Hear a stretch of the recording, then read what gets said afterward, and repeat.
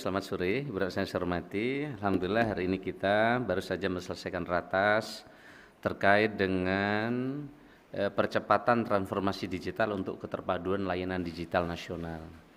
Hari ini saya melaporkan dua substansi, satu terkait dengan progres reformasi birokrasi berdampak kepada Bapak Presiden, yang kedua terkait langkah-langkah digitalisasi yang perpresnya beliau sudah tanda tangani dan sekarang perlu ada rencana aksi yang lebih terukur dari kementerian lembaga dan ini akan tadi telah diputuskan perpres baru. Arahan Bapak Presiden bahwa birokrasi ini harus berdampak. Birokrasi tidak boleh lagi berbelit-belit dengan tumpukan kertas. Oleh karena itu, beliau berharap ini birokrasi menjadi lincah dan cepat. Lalu apa yang bisa kami kerjakan dari Kementerian Pan-RB? Kami tadi laporkan terkait dengan delayering jabatan fungsional dan jabatan pelaksana. Dulu kenapa ini agak ribet, karena dulu ada 3.414 klasifikasi jabatan. Sekarang sudah kita pangkas hanya 3 jabatan saja, 3 kelompok jabatan, sehingga ini sangat lincah. Kalau dulu ASN hanya bisa pindah dalam satu rumpun, sekarang ini ASN bisa pindah lintas rumpun, jadi sudah lebih lincah. Ini slide-nya, jadi sudah sangat mudah. Dan ini berdampak kepada 1,4 juta ASN, dan yang pindah lintas rumpun berdampak kepada 2,1 juta ASN. Beliau berharap ada kebijakan yang berdampak. Dan ini sudah 3 bulan lalu sudah kami putuskan. Begitu juga penyelenggaraan proses bisnis layanan kepegawaian. Selama ini teman-teman ASN merasa ribet, ngurus pensiun repot, ngurus kenaikan pangkat repot dan lain-lain. Dan ini sudah kita pangkas, ya. Layanan kenaikan pangkat dari 14 tahap kita pangkas jadi 2 tahap. Tadi kami laporkan kepada Bapak Presiden. Ini dikerjakan oleh teman-teman BKN. Layanan pensiun dari 8 tahap sekarang tinggal 3 tahap. Layanan pindah instansi dari 11 tahap sekarang menjadi 3 tahap. Ini contoh yang diharapkan oleh Bapak Presiden yang segera dieksekusi oleh kementerian lembaga, khususnya Kemenpan RB terkait dengan layanan kepegawaian. Begitu juga di LAN, kami terus berkoordinasi. Ini ada pemangkasan layanan penyelenggaraan pelatihan Next dari 16 tahap sekarang 5 tahap. Layanan akreditasi lembaga penyelenggara pelatihan dulu 10 tahap jadi 4 tahap dan seterusnya, termasuk layanan fasilitasi pengembangan kompetensi dari 8 tahap sekarang menjadi 3 tahap. Inilah pemangkasan-pemangkasan yang kami kerjakan. Bapak sekalian saya hormati, dampak penyerahan proses bisnis layanan pengembangan kompetensi ASN terjadi simplifikasi. Begitu juga layanan proses bisnis layanan kepegawaian, dulu ada 11 tahap, Next, sekarang kami pangkas jadi 3 tahap. Ini kami laporkan kepada Bapak Presiden. Begitu juga dulu kenaikan pangkat setahun hanya 2 kali, sehingga kalau tidak bisa ngurus tahun ini bisa tahun depan. Nah sekarang atas saran Bapak Presiden kami proses bersama Menteri Keuangan, sekarang setahun BKN telah mulai tahun ini menyelenggarakan bahwa kenaikan pangkat setahun ada 6 kali, sehingga mempermudah proses bagi teman-teman ASN untuk melakukan kenaikan pangkat. Penyederhanaan regulasi ASN, Next, kami sudah sedang bekerja keras dengan 1 PP ASN, ini nanti dari yang lama ke yang baru akan jalan. Next, terkait dengan penyederhanaan regulasi ASN, kami sedang menyelesaikan 1000 PP sekarang, 1 PP yang akan nanti menggabungkan 1031 aturan tentang ASN. Ternyata ribuan aturan ASN tidak bisa juga ke kelas dunia, karena kadang kita sibuk antar aturan dengan aturan. Maka atas saran Bapak Presiden kami pangkas ini sekarang dari 766 DIM, tersisa 48 DIM terkait dengan pemberhentian, upaya banding, dan skop profesi pegawai, dan 85 DIM terkait dengan kesejahteraan. Ini sedang dibahas melalui simulasi dengan Kementerian Keuangan. Kalau ini selesai, maka PPASN ini akan segera selesai. Begitu juga dengan penilaian RB yang dilakukan oleh kementerian, sekarang ini agak ribet. Kenapa? Karena harus menjawab 259 komponen pertanyaan dan mengunggah ribuan dokumen. Next slide. Nah sekarang kita rubah ke 26 dampak. Jadi kalau RB-nya bagus, kira-kira kalau kemiskinannya turun, investasinya meningkat. Kalau dulu fokus di hulu, sekarang kita fokus di hilir, sehingga kita lebih berdampaknya bukan di tumpukan kertasnya.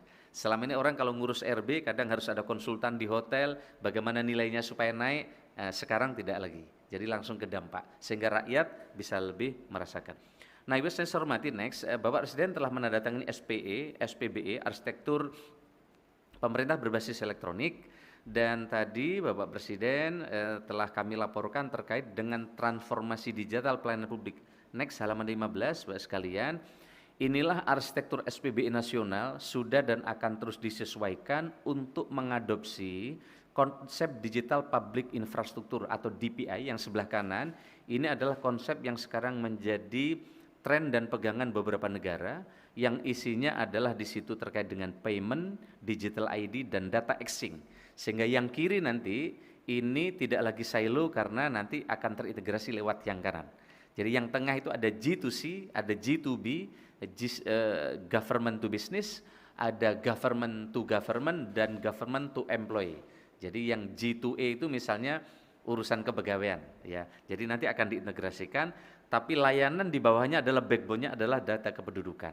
Nah, oleh karena itu maka mulai arsitektur SBBE ini tidak mengutamakan pembangunan aplikasi baru.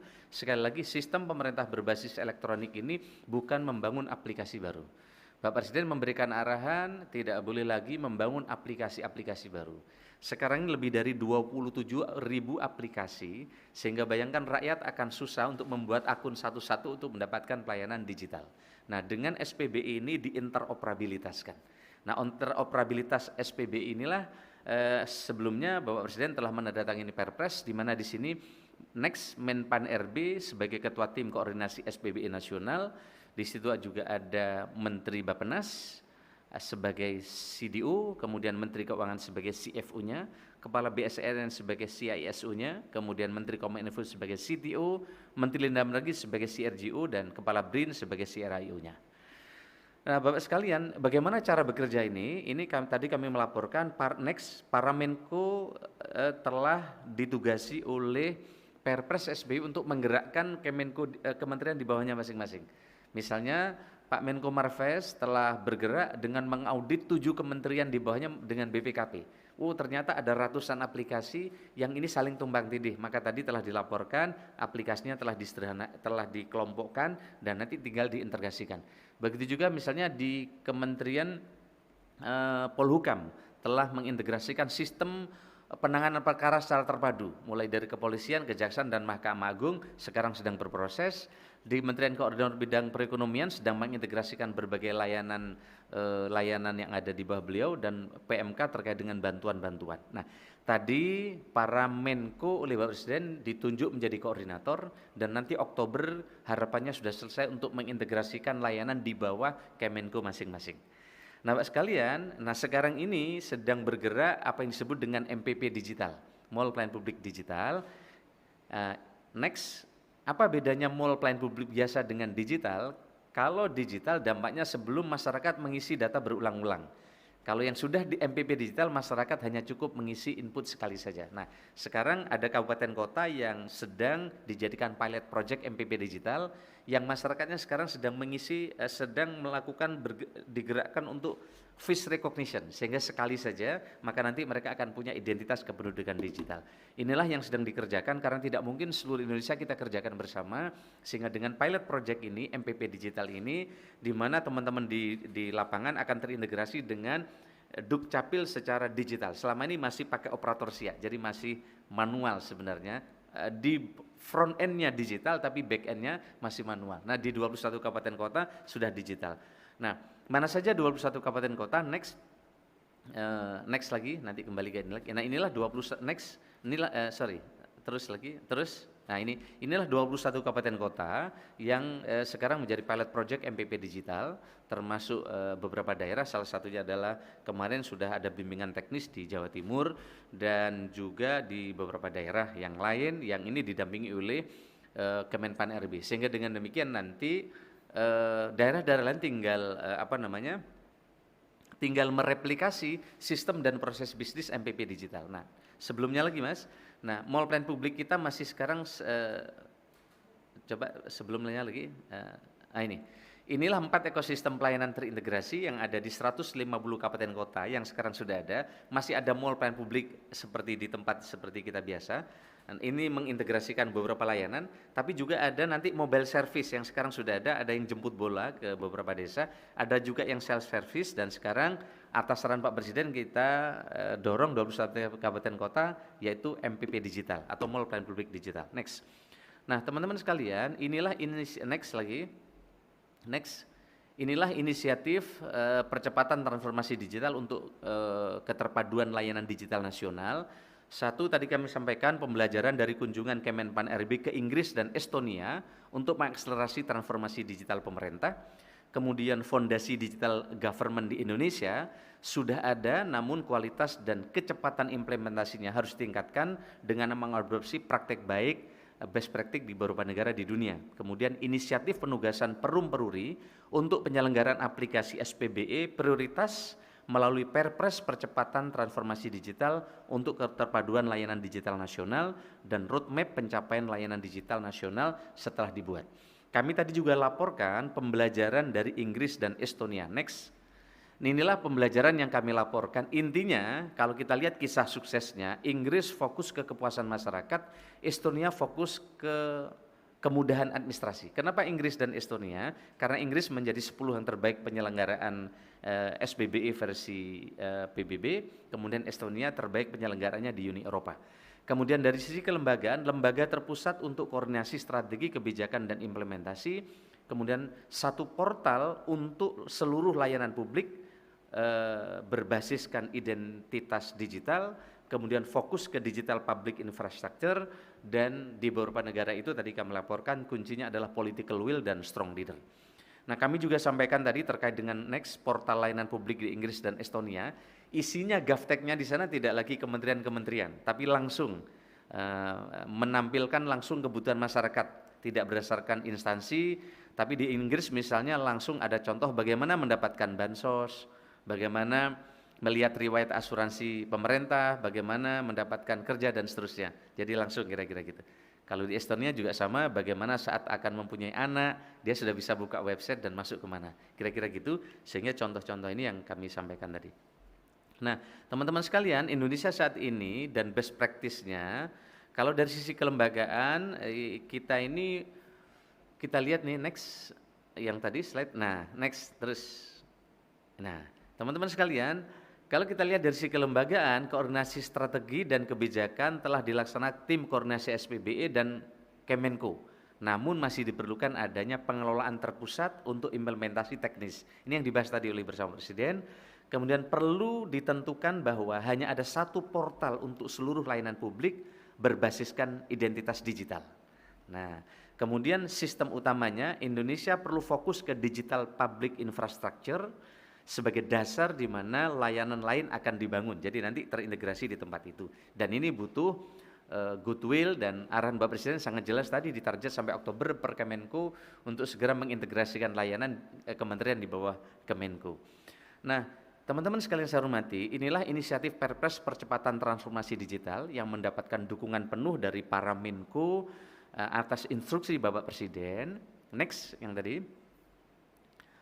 Terkait dengan inisiatif Perpres percepatan. Nah, Perpres percepatan transformasi digital dirancang dengan membawa semangat Perpres SPBE dan Satu Data untuk memendobani arsitektur SPBE nasional untuk membawa dampak aktual peningkatan kepuasan masyarakat, daya saing ekonomi dan seterusnya.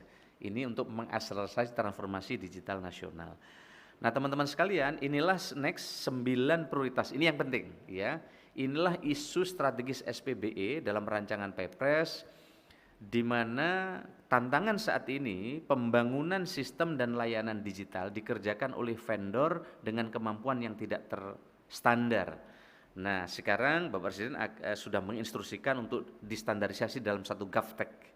Kemudian koordinasi saat ini terkesan koordinasi masih terfragmentasi. Bapak Presiden sudah menginstruksikan penguatan peran Kemenko dan tim koordinasi SPBE nasional dalam koordinasi kebijakan dan pencapaian target. Nah, targetnya nanti 9 aplikasi prioritas terlebih dahulu. Salah satunya adalah layanan pendidikan, layanan kesehatan, bantuan sosial, layanan penerbitan SIM online dan lain-lain. Tapi basicnya yang merah itu, yang merah adalah identitas digital berbasis NIK, layanan Satu Data platform pertukaran data, dan transaksi keuangan pembayaran digital. Saya kira ini teman-teman sekalian, kami tutup dengan slide nomor akhir halaman 30. Inilah tugas-tugas para Menko yang tadi sesuai dengan arahan Bapak Presiden. Saya minta halaman 30 di mana masing-masing Menko diinstruksikan oleh Bapak Presiden untuk mengkoordinasikan percepatan integrasi layanan digital nasional dan penyelesaian inisiatif strategis di masing-masing Kemenko. Jadi ini untuk targetnya supaya segera jalan percepatan digitalisasi ini, para Menko bergerak untuk mengkoordinir kementerian masing-masing. Kami kira ini Bapak sekalian, dan Kemenpan RB sebagai PMO dalam konteks ini terus bergerak. Kami juga mendapatkan sinergi dari seluruh kementerian lembaga dan juga tim dari beberapa negara yang punya pengalaman untuk mengintegrasikan sistem ini. Dan terima kasih kami sampaikan. Selamat sore, Assalamualaikum warahmatullahi wabarakatuh. Sebagai negara besar harus berani melangkah, harus berani memiliki agenda besar untuk kemajuan negara kita, untuk kemajuan bangsa.